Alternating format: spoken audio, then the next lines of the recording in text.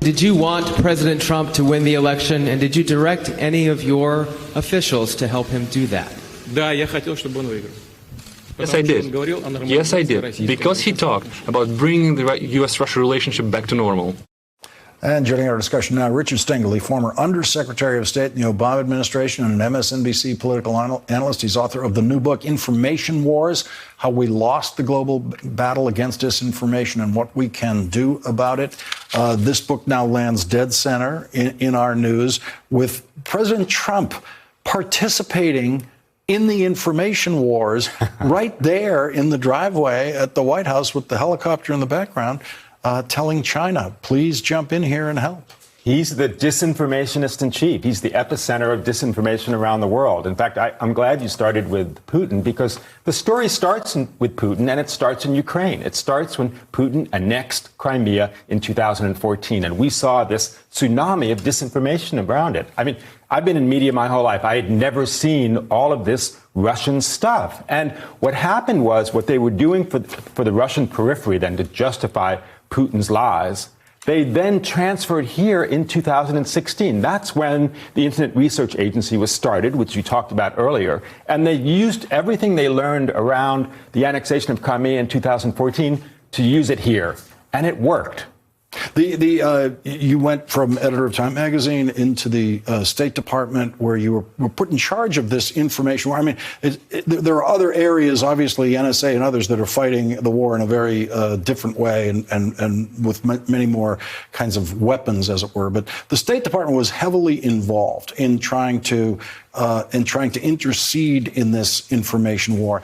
Now there's nothing happening in this administration that's comparable to what you were doing in the Obama administration. No, but one of the things I learned is that government isn't actually the best place to counter disinformation. Remember, so much of this information that people believe is about how bad government is. And then when government says, no, we're good and you guys are wrong, people don't believe that. So I actually don't think that government is the answer, which is not to say that government should be doing nothing like they're doing now. In fact, as you say, Trump welcomed the Chinese to come and interfere in our election. You just can't do that. And the problem with government trying to do this is that the enemies use that against us, and it just doesn't work. You add to the relatively narrow scope of the Mueller report in here. The Mueller report says basically what the Senate committee said today, but you widen that frame. Yes, I mean, one of the things the Mueller report turns out to have been very narrow. It was written by prosecutors. They were looking for people to indict. What we saw from the State Department is what the Internet Research Agency was doing was complemented by what traditional Russian media did. TASS, Russia Today, Rukli, and it was even complemented more by what the Russian Foreign Ministry did. Foreign Minister Lavrov used to echo the stuff that the trolls were doing from the Internet Research Agency. It was all aligned. It's a whole of government effort, which is the thing we always try to achieve. Yeah, and so what Mueller was finding was just this particular attack group in Moscow that was going straight into the election.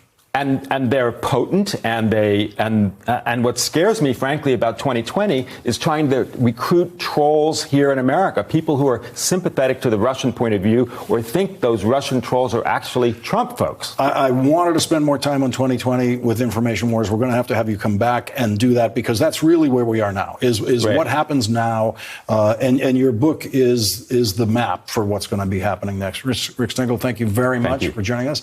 Information Wars is the name of Rick's new book. Thanks for checking out our YouTube channel. Subscribe by clicking on the button below for more from The Last Word and the rest of MSNBC.